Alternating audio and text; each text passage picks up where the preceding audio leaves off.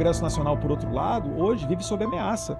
Você viu o que aconteceu quando o presidente da Câmara, Hugo Mota, foi eleito, né? Pouquinho tempo depois, foi enviada a Polícia Federal para casa lá para fazer uma operação contra a pequena prefeitura, que eu não sei nem o nome da cidade, mas que o prefeito é o pai do Hugo Mota.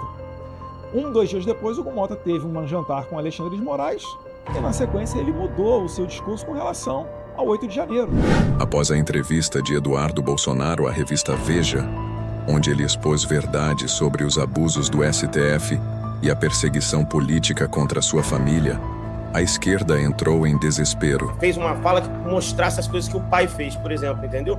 Articulações golpistas com generais, né, como a gente viu, e todas as provas que tem no processo da trama golpista. Mas é inegável que o Supremo tem o direito de decidir questões que envolvam empresas de qualquer país que tem negócio no Brasil. Essas plataformas têm negócios no Brasil e precisam respeitar as leis brasileiras. Se as leis brasileiras não são adequadas, é uma omissão do Congresso que até hoje não discutiu a regulação de redes sociais e não normatizou essa... Os defensores do sistema corrupto e da ditadura do Lula não pouparam críticas ao nosso deputado. Hoje, vamos assistir à entrevista na íntegra e analisar as reações mais absurdas desse jornalismo militante que tenta calar a voz da verdade em troca de dinheiro. Vamos começar assistindo à entrevista completa de Eduardo Bolsonaro, onde ele denuncia os abusos do ministro Alexandre de Moraes e fala sobre sua possível candidatura à presidência em 2026. Se eu estivesse fazendo algum ato criminoso, então as autoridades americanas com as quais eu me relaciono também estariam cometendo o mesmo delito. O que eu estou vendo é que, devido muito da arrogância de determinadas autoridades brasileiras, eles nunca levaram a sério o trabalho que a gente estava fazendo aqui nos Estados Unidos. Sempre me tiravam para chacota, utilizando até alguns adjetivos que não vem ao caso aqui falar. Só que eles acordaram quando o deputado americano Corey Mills, da Flórida, perguntou numa audiência no Congresso americano ao secretário de Estado Marco Rubio, que equivale ao nosso chanceler, sobre a possibilidade do Alexandre de Moraes ser sancionado. Então que o secretário Marco Rubio disse que sim, isso estava sob análise e que existia uma grande probabilidade de que essas sanções ocorressem.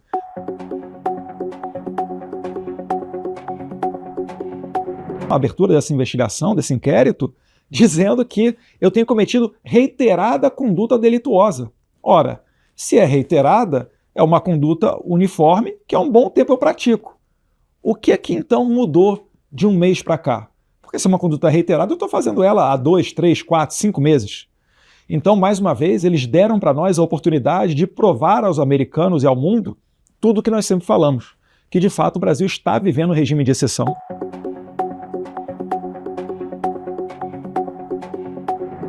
A gente vem tendo reuniões periódicas dentro da Casa Branca e dentro do Congresso norte-americano. Não só americanos, né? Viktor Orbán, primeiro-ministro da Hungria, presidente Javier Milei, várias outras autoridades por aí. Então eu fico muito satisfeito de me sentir útil. E a prova maior disso é que agora, quando esse regime alexandrino, que eu chamo, acordou, eles estão fazendo de tudo para tentar me deter. Só que agora já é tarde demais.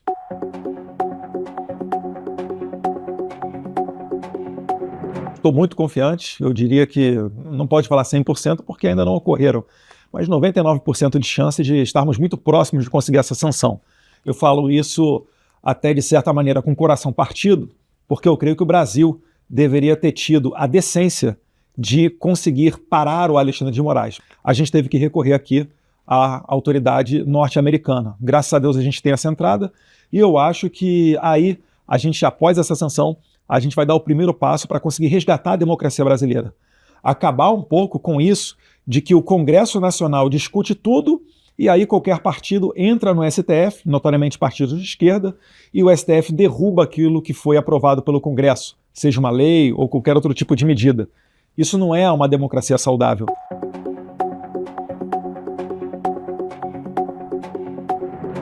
É atender ali a nossa Carta Constitucional de 1988. É o que eu aprendi na Faculdade de Direito na FRJ. Né? O juiz é inerte, ele só atua quando provocado, e a Suprema Corte ela só atua nas causas constitucionais que são pertinentes a ela. Os próprios juízes do STF às vezes reclamam, né, que são vários processos, são assodados, é muita coisa para julgar, mas eles também não delimitam a sua competência. né? O Congresso Nacional, por outro lado, hoje vive sob ameaça. Você viu o que aconteceu quando o presidente da Câmara, Hugo Mota, foi eleito, né? Pouquinho tempo depois, foi enviada a Polícia Federal para casa lá para fazer uma operação contra a pequena prefeitura, que eu não sei nem o nome da cidade, mas que o prefeito é o pai do Hugo Mota.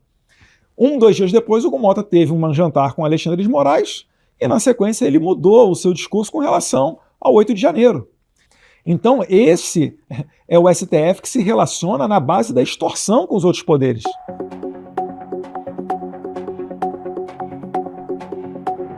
Ele sabe que ele vai sair derrotado, porque ele não tem a verdade ao lado dele. Pergunto a vocês, há quanto tempo está aberto o inquérito das fake news? Desde 2019, 6 anos. E provou o quê? Nada. Na história do STF tem jurisprudência onde, com muito menos tempo de investigação, inquéritos foram trancados porque ultrapassaram o limite do razoável de uma investigação. E por que contra o Jair Bolsonaro isso daí não vale, né?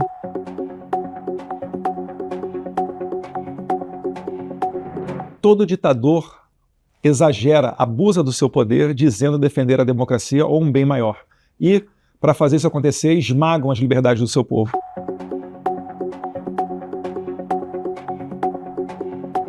É o que eu falo, golpe da Disneylândia. No momento em que Jair Bolsonaro estava nos Estados Unidos, eu fico imaginando o seguinte, né? Imagina você falar para um país que realmente já viveu uma ditadura ou teve um golpe de Estado, você falar para eles o seguinte: vamos dar um golpe. Primeiro, eu vou esperar sair da presidência. Mas antes disso, eu vou nomear os chefes militares do meu sucessor, a quem eu quero derrubar. Depois, no segundo momento, 1 dia ou 2 dias antes de acabar o meu mandato de presidente, eu vou viajar para outro país. Mas vocês aí, 1.500 pessoas que eu estou mandando para dar o golpe, por favor, sigam firme e forte. A propósito, quando forem no fatídico dia de derrubar o governo, vocês vão sem armas.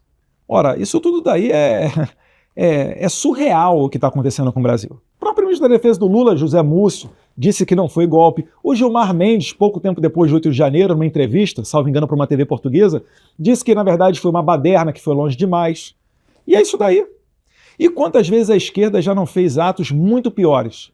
Já rolaram carro para dentro da Câmara, já deram flechada em perna de policial legislativo federal, já machucaram mais de 30 policiais militares durante manifestações do MST, tocaram fogo no pé de ministérios durante o governo Bolsonaro. E essas pessoas não foram sequer investigadas.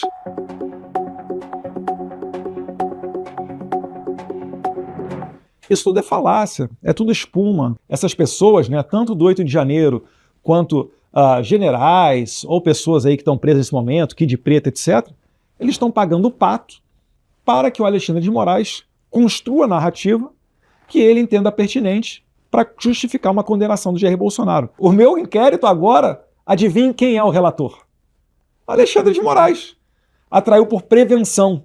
O cara que Glenn Greenwald disse que ele quer pegar o Eduardo Bolsonaro nas conversas de WhatsApp dos assessores de Moraes. Esse é o cara imparcial? É o juiz natural de um caso para julgar meu? Logo eu que estou aqui no exterior denunciando os abusos que ele tem cometido? Ele vai me julgar? São sucessivos abusos. E para piorar agora, né, quando nós somos perguntados aqui nos Estados Unidos sobre todo o sistema do qual o Alexandre de Moraes conduz essas perseguições, a gente tem que, obviamente, falar o nome do PGR, porque ele está alinhado com o Alexandre de Moraes. Agora, o PGR, que eu denuncio aqui no exterior, virou o acusador do meu processo. É a pessoa que vai me investigar. É como se numa guerra de vizinhos, né, um conflito, uma briga entre vizinhos, um deles fosse ser o acusador e o juiz do caso. É claro que todo mundo sabe o resultado final disso. Assim como o meu pai está jogando um jogo de cartas marcadas, onde ele já está condenado, esse inquérito visa também me condenar. Provavelmente para me tirar da corrida de 2026, né, para não me dar a chance de concorrer a qualquer cargo que seja na eleição do ano que vem. O objetivo do Moraes é claro: acabar com o movimento liderado por Jair Bolsonaro. É só esse.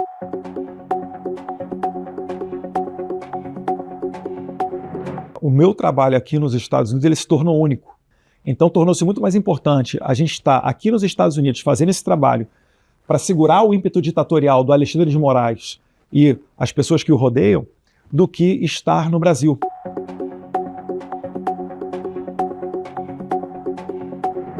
Eu tenho plano de voltar ao Brasil, né? Eu acho que o Brasil é o local onde a gente quer fazer crescer os nossos filhos.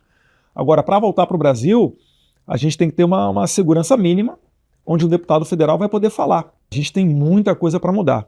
Primeiro, a gente resgata as liberdades. Depois, a gente tem que mudar um pouquinho as condições do Brasil para que não seja mais o sonho da classe média ter um carro à prova de bala, ou o sonho da classe média ser mandar o filho para estudar no exterior, para talvez passar a morar lá e criar a sua vida por lá.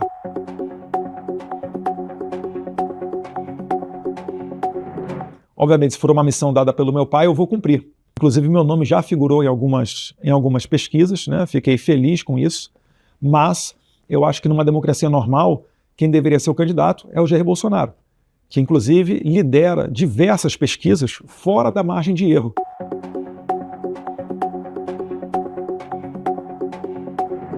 Seria muito daquilo que foi praticado por Jair Bolsonaro e Paulo Guedes, né? Eu sou um fã do discurso do Paulo Guedes quando ele fala em mais Brasil, menos Brasília. O que significa isso? Significa menos poder concentrado na elite burocrática de Brasília e mais poder e dinheiro no bolso do trabalhador, né? Menos impostos, menos burocracias, buscaria investimentos internacionais, né? Um amplo projeto para você fazer alterações via Congresso Nacional, via medida provisória e decretos, para você ter um ambiente confortável de segurança jurídica, onde o investidor internacional realmente possa vir ao Brasil e aplicar ali o seu dinheiro que o governo tem que trabalhar, né? Deixar mais confortável a vida de quem quer empreender e de quem quer trabalhar. É copiar o modelo de sucesso americano.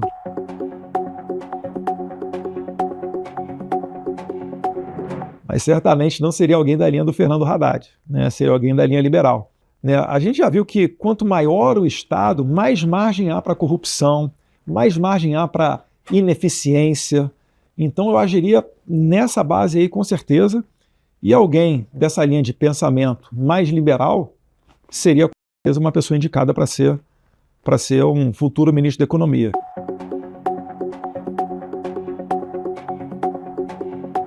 Eu visitei, não faz muito tempo, os presídios de El Salvador, e a gente conseguiu ver o que ele fez com relação ao enfrentamento à criminalidade, transformando El Salvador, que era o país mais violento do mundo em 2016, para o mais seguro do hemisfério ocidental na atualidade. Bem, o Bukele ele agiu em cima do tráfico de drogas, mas tráfico não era o problema principal deles. O problema principal deles era o desencarceramento. Então a atuação do presidente Bukele no encarcerar dos criminosos foi sensacional. Hoje, basicamente, em El Salvador, o que acontece? A pessoa ela vai presa e não sai. É por isso que não tem mais crime por lá. É por isso que a sociedade colocou Bukele com cerca de 90% de aprovação na última reeleição dele, né, ano passado. E é isso daí que eu acho que seria o ideal da gente fazer no Brasil.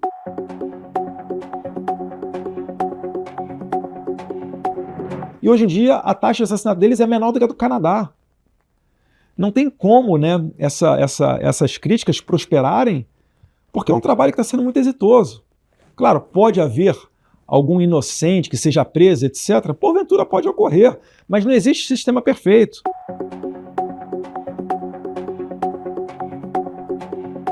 Eu acho que o Tarcísio, né, mas reiteradas vezes, o projeto político, a reeleição excelente ministro, se porventura fala assim, eu não sou de Jair Bolsonaro, chegar a esse, acho que não chegará, e reverter esse tabu, possibilidade, quem vai dizer é o Jair Bolsonaro? Porque eu posso querer muito sair candidato, mas se eu falar que eu sou candidato e o Jair Bolsonaro falar que o candidato dele é outro, não faz sentido a minha candidatura, né? Então são todas pessoas que estamos aí, vamos dizer assim, no radar nesse momento, mas eu continuo muito confiante de que o Jair Bolsonaro ele poderá ter a oportunidade de se candidatar, até porque ele está inelegível por dois motivos muito esdrúxulos.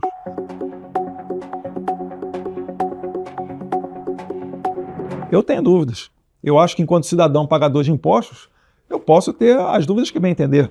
Até porque muito foi propagandeado de que o nosso sistema é inviolável, mas o próprio TSE reconhece que houve uma invasão em 2018. Então, eu acho que, em virtude disso tudo, o cidadão é merecedor de ter uma transparência maior E se o STF não intervir no Congresso Nacional, isso já vai acontecer naturalmente. Porque o voto impresso nunca foi uma pauta da direita ou da esquerda.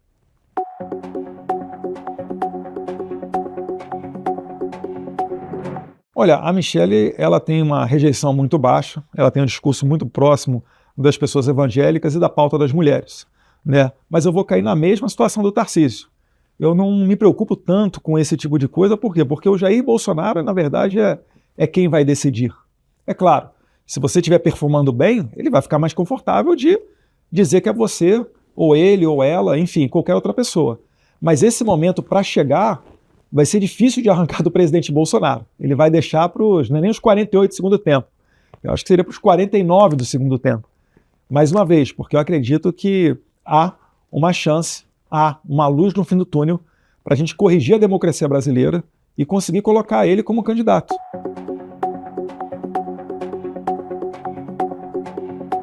Não, porque ele é o líder natural. Por onde a gente anda pelas ruas, o clamor segue o mesmo ou talvez até maior do que aquele que estava na eleição de 2022. Então, com certeza, o Bolsonaro continua sendo o grande player, não só da direita, mas das próximas eleições.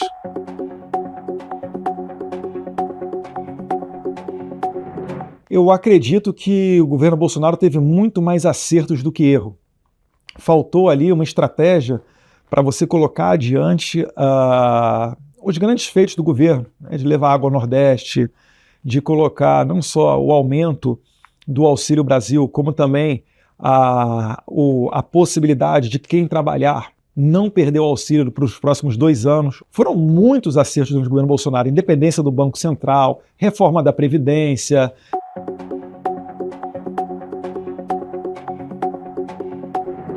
Foi quando eu saí da Universidade Federal do Rio de Janeiro e comecei a ter contato, né, com o mundo real, até com outros autores de livros, etc., né?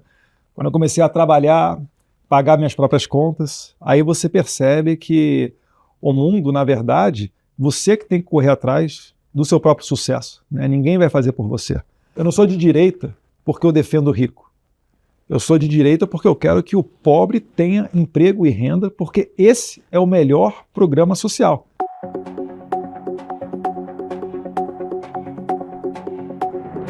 Eu acho que não.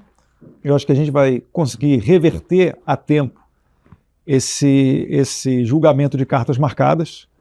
A gente vai conseguir segurar o ímpeto do Alexandre de Moraes, mas se ele optar por esse caminho radical de prender uma pessoa inocente, uma pessoa que não roubou dinheiro público, uma pessoa que continua tendo a sua vida nos mesmos padrões de sempre, então a gente aqui nos Estados Unidos vai fazer de tudo possível para acionar as alavancas do governo norte-americano para que as autoridades americanas, se assim entenderem, né, sancionem o máximo Moraes, não só ele, como também as pessoas financeiramente ligadas a ele.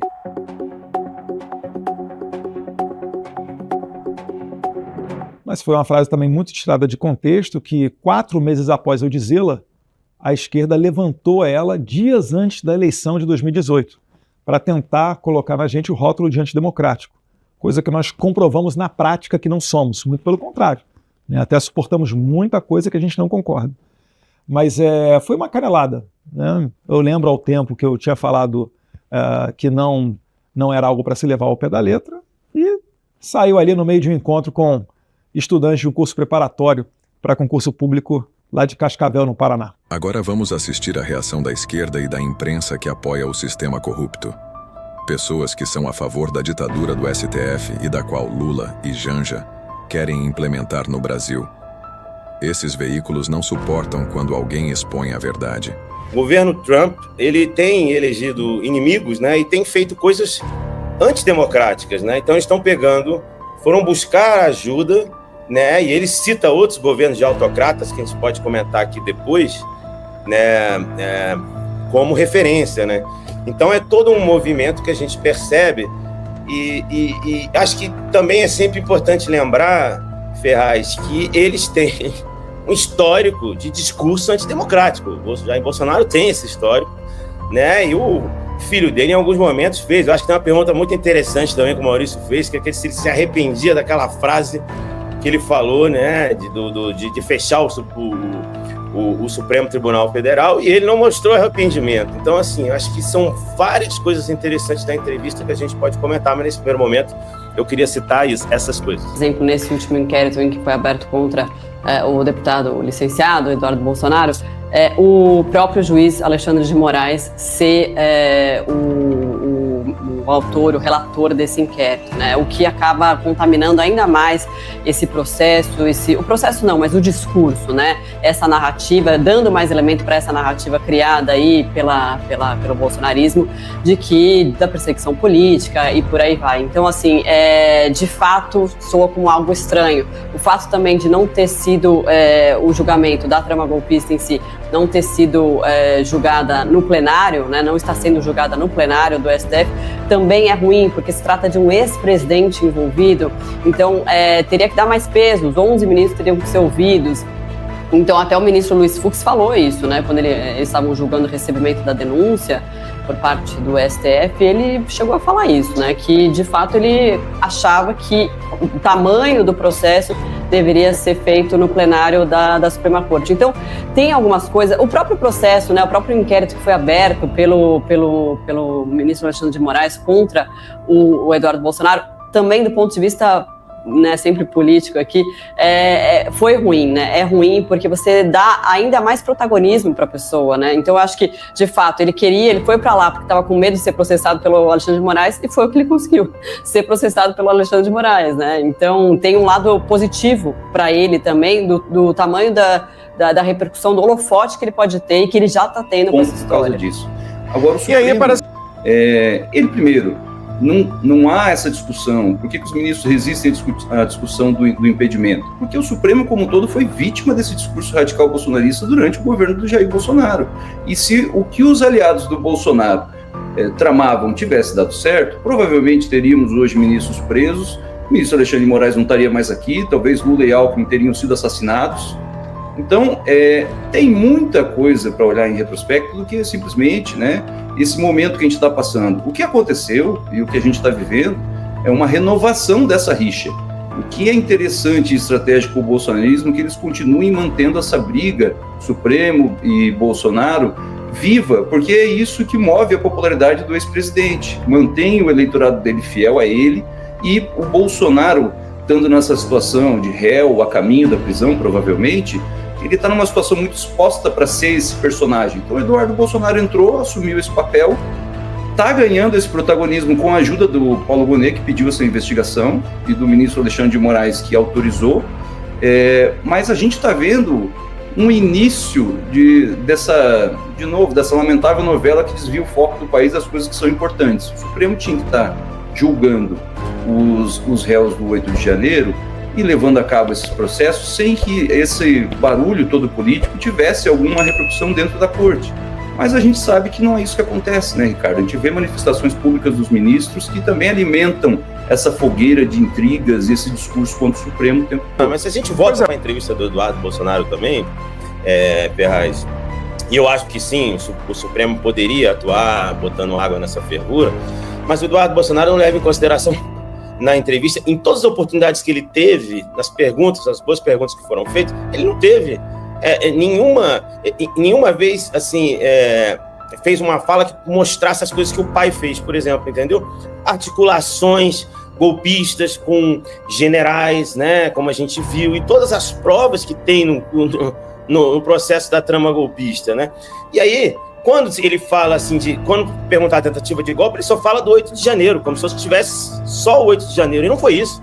A gente sabe nesse processo que são várias provas, várias coisas que aconteceram. E aí ele joga para a esquerda, falando que a esquerda já fez atos até piores e não são investigados. E no fim das contas, o que vimos foi mais um espetáculo hipócrita da velha imprensa. A Veja trouxe Eduardo Bolsonaro como quem leva um cordeiro ao altar, mas não para ouvi-lo, e sim para sacrificá-lo diante da opinião pública. Fingiram dar voz, mas já tinham a sentença pronta. O chamaram de mentiroso, distorceram suas palavras e, como sempre, defenderam os abusos da ditadura do STF. Essa é a realidade do jornalismo militante. Eles não informam, distorcem e perseguem. Se você gostou do vídeo, comenta aqui embaixo. Eduardo Bolsonaro tem o seu apoio? Não esquece de curtir e compartilhar com seus amigos, sua família e seus grupos.